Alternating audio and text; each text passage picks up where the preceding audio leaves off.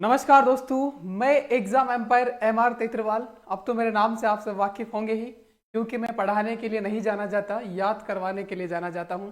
और आप देख पा रहे होंगे, हमने एक दिन वन रिपोर्ट करवाई, एकीकरण करवाया, और आज हम करवाने वाले हैं प्रमुख अनुसंधान केंद्र। ये क्यों दोस्तों?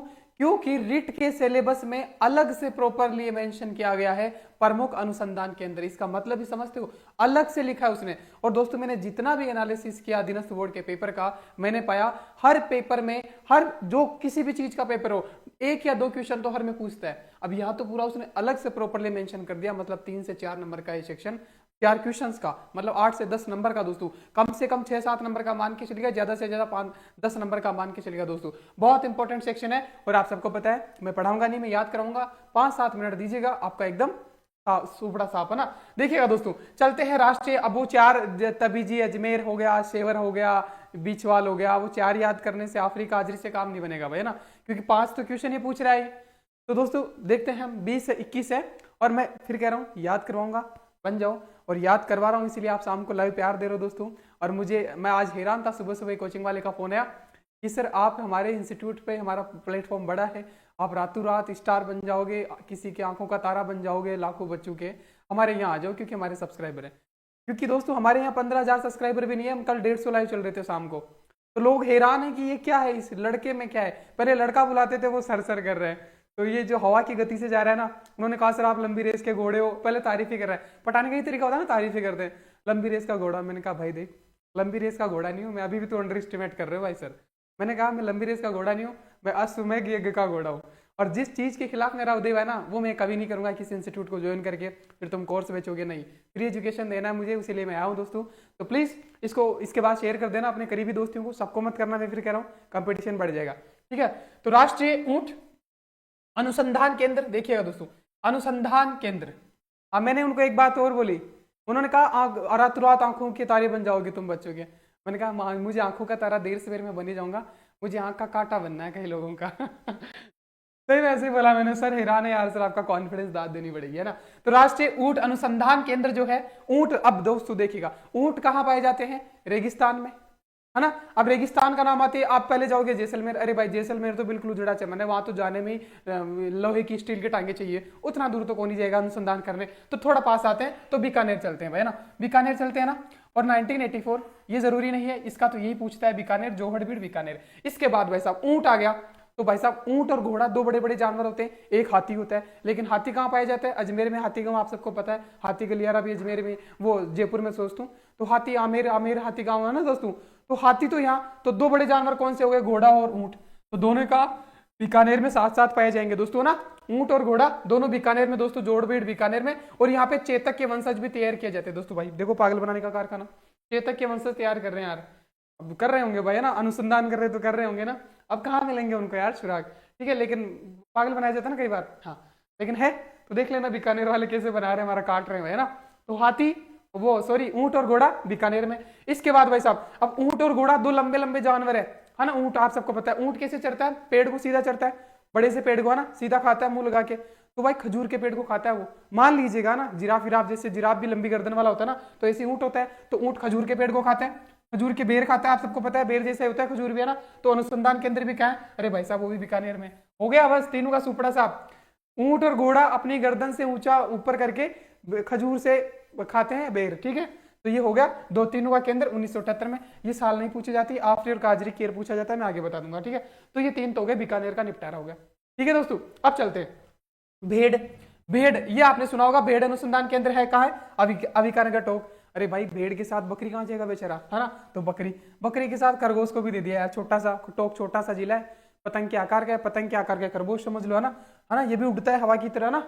तो खरगोश आ गया, पतंग के आकार का खरगोश आ गया, ये भी उड़ता है हवा की तरह ना, हवा से बातें करता है ना। तो देखिएगा दोस्तों, अब ऊन अनुसंधान केंद्र, अब ऊन भेड़ का ही तो होगा, ऊन भाई, ऊन किसका होगा? भेड़ का। तो भेड़, बकरी, खरगोश, ऊन अनुसंधान केंद्र कहाँ होगा? अभिकानगर टोक में होगा भाई साहब। ये आप सबको आता था, लेकिन भेड़ या ऊन आता था, बकरी और खरगोश नहीं आता था। आता था तो अच्छी बात है।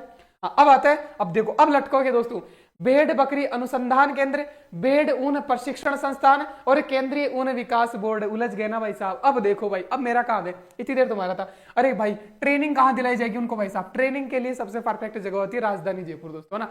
अब ट्रेनिंग तो जयपुर दे दी, तो भेड़ ऊन प्रशिक्षण संस्थान, प्रशिक्षण का मतलब ट्रेनिंग होता है ना, तो प्रशिक्षण कहां मिलेगा दोस्तों? जयपुर में मिलेगा। और भाई साहब मानो या ना मानो, गहलोत साहब है ना, उनका होम डिस्ट्रिक्ट है जोधपुर। गहलोत साहब चाहते हैं जोधपुर का विकास हो भाई साहब, सारी योजनाएं जोधपुर ले जाने की सोचते हैं। मानो ना मानो ये सच्चाई भी है। और दोस्तों बात आती है केंद्रीय ऊन विकास बोर्ड की। विकास तो किसका करना है? जोधपुर का ही करना है भाई साहब। तो देख लो, इनमें बच्चे उलझ जाते हैं दोस्तों। भेड़ बकरी खरगोश ऊन अनुसंधान केंद्र, मतलब रिसर्च तो टॉक वालों से करवा लिया कि रिसर्च तो तुम कर लो, ट्रेनिंग जयपुर से करवा लिया भाई, जयपुर से ट्रेनिंग लेके आओ, तुम बढ़िया शहर है, लेकिन विकास तो जोधपुर का ही करवाएंगे। समझ रहे हो आप? देख रहे हो विनोद है ना? केंद्रीय ऊन विकास बोर्ड कहाँ का? जोधपुर का दोस्तों। भूल के दिखा देना भाई, मेरी बातें याद आती है। कई बच्चे सीईटी का एग्जाम देने का सर, उन्होंने कहा सर हम देखते ही मार रहे थे, देखते आपकी बातें याद आ रही थी, देखते है ना एकदम ऑप्शन को। ठीक है दोस्तों, तो ये हो गया भेड़ का, तीनों ऊन का हो गया। अगला चलते हैं, देखिएगा क्या कहता है। अब दोस्तों काजरी आ गया दोस्तों, काजरी सेंट्रल अरिड रिसर्च इंस्टीट्यूट। कई बार फुल फॉर्म पूछ लेता है, तो याद रखना सेंट्रल अरिड रिसर्च इंस्टीट्यूट। अब मेरे पास जमीन कम पड़ गई यहाँ पे लिखने को, तो आप लिख लेना सेंट्रल, है ना। तो ये हो गया जोधपुर में दोस्तों 1959 में। अब दोस्तों अब बात आती है आफरी। अरे भाई काजरी को ऑफर आ गया जोधपुर में शुष्क वन अनुसंधान संस्थान, तो अरिड फॉरेस्ट रिसर्च इंस्टीट्यूट, इसका भी फुल फॉर्म पूछा जाता है, शुष्क वन अनुसंधान केंद्र, ये भी जोधपुर में। अरे सर कई बच्चे बोल रहे थे इनकी सन में हम कंफ्यूज हो जाते हैं कि 59 और 84 87 तो याद रहता है, 59 और 87 तो, लेकिन पहला कौन सा है बाद में कौन सा है, आफरी काजरी में घूम जाते हैं। अरे भाई ये ध्यान रखो, पहले शुष्क, अरे शुष्क भूमि को तैयार किया जाएगा तभी तो वन पैदा होगा, तभी तो उस पर वन उगाए जाएंगे, है ना। तो पहले शुष्क भूमि को, यहाँ पे वन नहीं आ रहा है, तो शुष्क अनुसंधान के अंदर शुष्क भूमि जो है उसका अनुसंधान किया जाएगा कि यहाँ पे उगा सकते हैं कि नहीं उगा सकते। अरे भाई फिर शुष्क वन उगा दिया, फिर उगा दिया, तो वन बाद में आ जाएगा ना 87, और ये शुष्क तो मतलब काजरी पहले आ जाएगा, आफरी बाद में आ जाएगा। हुआ भाई हुआ, लटकना मत ना, पहले भूमि तैयार की जाएगी फिर वन उगाया जाएगा। उसके बाद देखो केंद्रीय कृषि अनुसंधान केंद्र, ये क्या बोला है सर, है ना। तो भाई देखो नाम कितना प्यारा है, सेंट्रल एग्रीकल्चर रिसर्च इंस्टीट्यूट, है ना, रिसर्च सेंटर। तो भाई ये तो केंद्रीय कृषि अनुसंधान, ये तो बड़ी बात होगी यार, बड़ी बात होगी। तो जयपुर में होगी ये तो, है ना, दुर्गापुरा जयपुर में, ये तो बड़ी बात है दुर्गापुरा जयपुर में, है ना। तो भारतीय मौसम, अब मौसम कृषि अनुसंधान के अंदर किया जाएगा, तो मौसम के अनुसार तो कृषि होती है। राजस्थान की कृषि को मौसमी कृषि भी कहते हैं, आप सबको पता है, मौसम पे डिपेंड रहती है। तो वो कृषि का अनुसंधान केंद्र जयपुर में है, तो मौसम विज्ञान भी तो यही होगा, मौसम विभाग विज्ञान, तो ये भी जयपुर में दोस्तों हो गया। अब आगे चलते हैं, राज्य में प्रथम कृषि विज्ञान। अरे भाई अब ये साइंस जोड़ के क्या कर दिया, या तो मौसम विभाग था या कृषि अनुसंधान, अरे कृषि भी आ गया और विज्ञान भी आ गया। भाई ऐसा काम तो शिकर वाले कर सकते हैं ना, शिकर झुंझुनू वाले ज्यादा इंटेलिजेंट लोग कहे जाते हैं, ऐसा कहा जाता है। ज्यादातर टीचर्स उधर से होते हैं, हालांकि आजकल जालोर से हो रहे हैं, है ना। ठीक है, तो राज्य में प्रथम कृषि विज्ञान केंद्र का है फतेहपुर सीकर दोस्तों, है ना, फतेहपुर सीकर, है ना, फतेहपुर सीकर में। तो कृषि और विज्ञान दोनों आ गया, एग्रीकल्चर एंड साइंस, तो फतेहपुर सीकर दोस्तों। देख लो दोस्तों जिले वाइज, उसके बाद में मैं सेम जिनका टर्मिनोलॉजी है उनको साथ लेके आ रहा हूं, कोई नहीं करवाएगा ऐसे 10-15 पेज में लिखवाएगा, तिलक मारेगा चला जाएगा दोस्तों। मेहनत कर रहा हूं, प्लीज लाइक शेयर और सब्सक्राइब कर देना ना, और शाम को 9 बजे वाली क्लास में जुड़ना बिल्कुल मत भूलना। आगे देखते हैं, अब बाजरा। अब भाई बाजरा को रटना है दोस्तों, कुछ चीजें होती है ज्योग्राफिकल कंडीशंस पर डिपेंड करती है, मतलब ज्योग्राफी के हिसाब से। जैसे बाजरा, तो बाजरा बाड़मेर में सबसे ज्यादा होता है, तो मेरे ला रिसर्च इंस्टीट्यूट जैसलमेर में थोड़ा ही करेंगे, है ना। तो बाजरा अनुसंधान केंद्र का है बाड़मेर, तो वैसे भी हो जाएगा बाजरा बाड़मेर, है ना। अब बच्चे कहीं कह रहे थे सर ये जोधपुर में भी तो है, हाँ भाई ये केंद्रीय जो है वो हैदराबाद में है दोस्तों, हैदराबाद में है। अब हैदराबाद वाले का पूछे प्रॉपरली कि हैदराबाद द्वारा स्थापित कहाँ है, तो वो मंडोर जोधपुर में दोस्तों, है ना, मंडोर जोधपुर में है। और साथ में ईसबगोड़ अनुसंधान केंद्र भी कहाँ है, ये भी जोधपुर में दोस्तों, ईसबगोड़ अनुसंधान केंद्र मंडोर जोधपुर में। अब आता है देखो तो, अरे चावल, अरे चमड़ा, अरे मक्का, अरे भाई मक्का कहाँ होगी, देखो नीचे वाला पार्ट आएगा ना, राजस्थान का नीचे वाला पार्ट, सोयाबीन मूंगफली अनुसंधान केंद्र, भाई साहब जहां पैदा हो रहा है वही होगा ना। अब देखो दोस्तों मूंगफली गुजरात में सबसे ज्यादा अडानी तेल निकालता है और आपको बेचता है, आप सबको पता है अडानी तेल निकालता है, तो मूंगफली का बेचता है। और सोयाबीन मध्य प्रदेश में ज्यादा होती है, सबसे ज्यादा मध्य प्रदेश में होती है। अरे भाई सोयाबीन मध्य प्रदेश में, अरे मूंगफली गुजरात में, अरे दोनों से सीमा कौन सा साझा करता है, बांसवाड़ा, अरे बांसवाड़ा करता है ना, गुजरात और मध्य प्रदेश से बांसवाड़ा साझा कौन करता है? गुजरात और एमपी एमपी एमपी से सीमा बांसवाड़ा, तो भाई बांसवाड़ा आ जाएगा दोस्तों। तो चावल मक्का होती है, चावल क्यों आ गए ये आप कंफ्यूज हो रहेंगे भाई, ले लेना इसको भी है ना, मक्का चावल और मक्का के साथ ही आ जाएगा ना, चावल और मक्का, माई सुगंधा, माई कंचन और माई वो आता है ना, दोनों की एक जैसा माई माई आ जाता है उनमें, तो वैसा नस्ल के हिसाब से भी ले लेना, चावल और मक्का ना, सोयाबीन मूंगफली अनुसंधान केंद्र बांसवाड़ा में दोस्तों। अगला चलते हैं, अरे भाई कपास, अब कसाब को पूछने की बात है, कपास सबसे ज्यादा कहाँ होता है? गंगानगर में, गंगानगर हनुमानगढ़ कसाब वाला एरिया है, गेहूं भी होता है हालांकि, तो कपास भी वहां होता है, तो कपास अनुसंधान केंद्र कहाँ होगा? गंगानगर में। लो भाई, बस उसके लिए अनुकूल दशा ही वहीं पे है यार, क्योंकि उसको खुला ताप आसमान चाहिए, कभी कभी पानी चाहिए, तो नहर से सिंचाई होती है वहां पे है ना, तो ये गंगानगर वाला ठीक एरिया है। इसके बाद देखो हो गया आ रहा है भाई समझ में, लाइक ठोक देना, कोई नहीं पढ़ाएगा, आज याद करवा रहा हूं मैं, एक बार फिर से देख लेना, पीडीएफ टेलीग्राम चैनल पे मिल जाएगी, एग्जाम एम्पायर। हाँ, केंद्रीय कृषि फार्म, अब भाई साहब बात आ गई, अरे भाई कपास गेहूं सबसे ज्यादा, आप सबको पता है, अन्न का कटोरा भी किसे कहा जाता है? अन्न का कटोरा किसको कहा जाता है? गंगानगर। अरे भाई यार कहते हैं ना गाँव में, भाई हमारा तो कृषि फार्म है, कृषि फार्म, कृषि का मतलब सीधा सीधा संबंध होता है गेहूं, आप सबको पता है, अन्न का कटोरा गेहूं है ना, तो देखिएगा, तो कृषि फार्म बड़े बड़े कहाँ होंगे भाई? तो केंद्रीय कृषि फार्म जेतसर में है ना, केंद्रीय कृषि फार्म जेतसर में है, और केंद्रीय कृषि फार्म है सूरतगढ़ में है, तो दोनों ही गंगानगर में है, दो बड़े बड़े फार्म है। तो कैसे ये सूरतगढ़ वाला ना भाई, सूरत इसकी तो बहुत बड़ा है भाई, ये सबसे बड़ा है, एशिया का सबसे बड़ा, और किसकी सहायता से? रूस की सहायता से दोस्तों, पूछा जाता है ये, सूरतगढ़ रूस की सहायता से सबसे बड़ा कृषि फार्म। फिर कह रहा हूं अन्न का कटोरा गंगानगर, अब जिसका अन्न का कटोरा जो मतलब बड़ा है यार, ज्यादा पैदावार होती है, तो अपने बड़े बड़े कृषि फार्म होंगे, कृषि फार्म हाउस होंगे, तो कृषि फार्म जैसे समझ रहे हो भाई, कृषि फार्म सूरतगढ़ ये सबसे बड़ा है, और कृषि फार्म जेसर कनाडा के सहयोग से 64, ये नहीं पूछा जाता है, ध्यान रखना, जेसर में कनाडा के सहयोग से, ठीक है। आ रहा भाई, कोई नहीं करवाएगा, यकीन मानेगा है ना, कोई नहीं करवाएगा याद, बाकी आपकी मर्जी भाई। अगला देखो, अब आएगा मजा भाई साहब, अब उठड़ी चंपाल है ना, देखो चारा बीज अनुसंधान केंद्र, हा जैसलमेर वाले रोने लग गए कि भाई तुमने एक तो शागरमल गोपा दे दिया हमें है ना, जैसलमेर का गुंडाराज, अब गुंडाराज तो है, लेकिन कुछ ऐसा भी दो ना, कुछ अनुसंधान हम भी कर ले कि यार तुम क्या ही करोगे, क्या ये तुम्हें कोई जाता ही नहीं है, तुम चारा ले लो, चारा का बीज ले लो तुम घास फूस उगाओ, इधर उजड़ा चमन है ना, घास फूस ही उगा लो यार, चारा वारा का ले लो। तो चारा बीज अनुसंधान केंद्र का जैसलमेर में, मोहनगढ़ में, ठीक है दोस्तों। मोहन से बोला गया कि तुम चारा वारा उगाओ यार है ना, बंजर उजड़ा चमन है ना, आप सबको पता है डॉक्टर यहाँ इतना था, चांद चांद पे भी आजकल बाल उगा रहे, तो जैसलमेर उजड़ा चमन है, तो चारा का बीज, पहले चारा बीज तो उगाओ, फिर देंगे आपको फसले उसले है ना, तो चारा बीज कहाँ है दोस्तों? जैसलमेर में। अब दोस्तों आगे देखो, अरे बकरी का चारा आ गया, अजमेर वाला कहा, फिर अजमेर वाला नाराज हो गया कि यार तुम तो बांट रहे हो, जैसलमेर को बांट दिया चारा का बीज, हमें भी दे दो कुछ, हमें आरपीएससी दे के तुम भूल गए।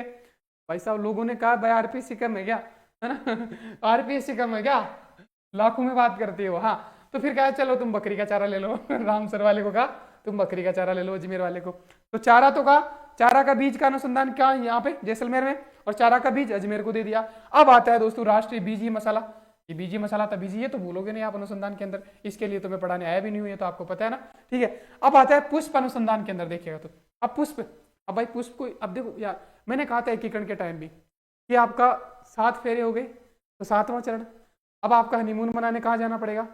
पहले तो दिल देना पड़ेगा, तो दिलवाड़ा, राजस्थान का अजमेर भी 7वें चरण में आ गया, ऐसे मैंने टाट निकल जाएगी वो बताया, और हनीमून का बताया माउंट आबू, और हनीमून पे जाओगे तभी तो गुलाब का फूल दोगे भाई, गुलाब का फूल हनीमून पे तो दोगे, तो माउंट आबू सिरोही में भाई साहब। तो पुष्प अनुसंधान केंद्र हाल ही में स्थापित किया जा रहा है दोस्तों, कहाँ पे?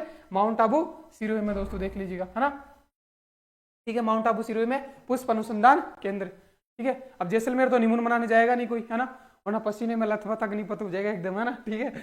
इसके बाद सरसों, राष्ट्रीय सरसों अनुसंधान केंद्र सेवर भरतपुर, ये तो आप सबको पता है दोस्तों 1993, ये पढ़ाने के लिए मैं आया नहीं हूँ ये, और इसीलिए मैंने सबसे लास्ट में रखा है ताकि तुमको घमंड ना आ जाए कि ये तुम खाता था, ठीक है भाई, तो ये सबसे लास्ट में। हालांकि जो नए बच्चे वो देख लेना, सरसों को सेव करके रखते हैं, क्यों? क्योंकि कभी सड़ती नहीं, इसको ना दीमक लगती है, ना छचुंदर पपचुंदर कुछ नहीं लगता है, ये 10 साल तक भी रख लो इनको। तो दोस्तों जैसे ही तुम्हारा जन्म हुआ, पापा को पता चला कि इसको पढ़ाना लिखाना है, 15 लाख रुपए की व्यवस्था करना है, तो 93 में बोरी में सेव करके बोरी में भर के सेव करके बोरी में भरकर सेव करके रख दिया था दोस्तों 93 में दोस्तों, तुम्हारे पैदा होने के 3-4 साल पहले दोस्तों ना। तो राष्ट्रीय सरसों अनुसंधान केंद्र सेवर भरतपुर। अब आता भाई साहब देखो, ये सबसे कॉम्प्लिकेटेड जो मुझे लगता है, यार ये क्या हो रहा है, ये हो क्या रहा है? वल्लभ नगर उदयपुर वालों को, उदयपुर ने कहा कि भाई हमें भी कुछ दे दो, तो क्या यार अब बचा नहीं हमारे पास कुछ, तुम भैंसे ले जाओ सारी भैंस खाएगी क्या? ज्वार ही खाएगी ना, ज्वार खाती है आप सबको पता है। तो भैंस और ज्वार अनुसंधान केंद्र कहाँ है? वल्लभ नगर उदयपुर। अब मुझे समझ नहीं आ रहा, पहाड़ी इलाके में यहाँ पे ज्वार दे दी, भैंस दे दी, फिसल के मर ना जाएगी। लेकिन ऐसे याद रख लेना कैसे यार, भैंसों का दूध जो पीता है ना वो बलिष्ठ होता है, बलवान होता है। और महाराणा प्रताप बड़े बलवान थे, तो उदयपुर से ही थे वो, है ना, मेवाड़ से ही थे, उदयपुर से। तो भैंस और ज्वार, भैंस ज्वार खाती है और महाराणा प्रताप को दे दी गई भैंसे कि दूध पियो और मुगलों को भगाओ भाई साहब, है ना। तो ये मुझे लगता है, अब मुझे लगता है आपको याद हो गया होगा।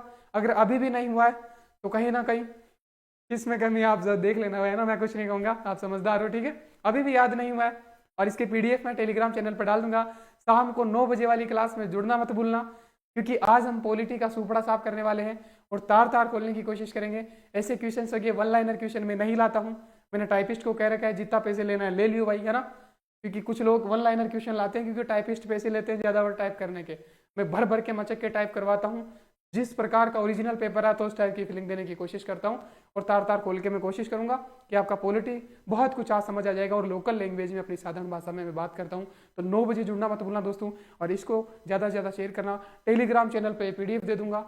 और अभी भी याद नहीं हुआ है तो फिर भाई साहब भटकते रहो, है ना, कोई और ये पर कैसे भी करके याद कर लेना। मुझे पता अब याद होगा कि जैसलमेर वालों को क्या दे दिया कि चारा हुआ तुम तो, है ना, और भैंस से भैंस आएगी तो यार महाराणा प्रताप भैंस का दूध पी के बलिष्ठ हो गया था। तो कैसे भी करके मेरी बातें आपको याद रहेगी सारी। तो दोस्तों मिलते हैं फिर नेक्स्ट वीडियो में, तब तक के लिए बाय। अपना ख्याल रखना, अच्छा खाना, अच्छा पहनना और रजाई में सुरंग होने नहीं देना भाई, ठीक है। ठीक है, मिलते हैं दोस्तों शाम को 9 बजे सिलेक्शन की कुंडी खड़काने वाली सीरीज में, तब तक के लिए बाय।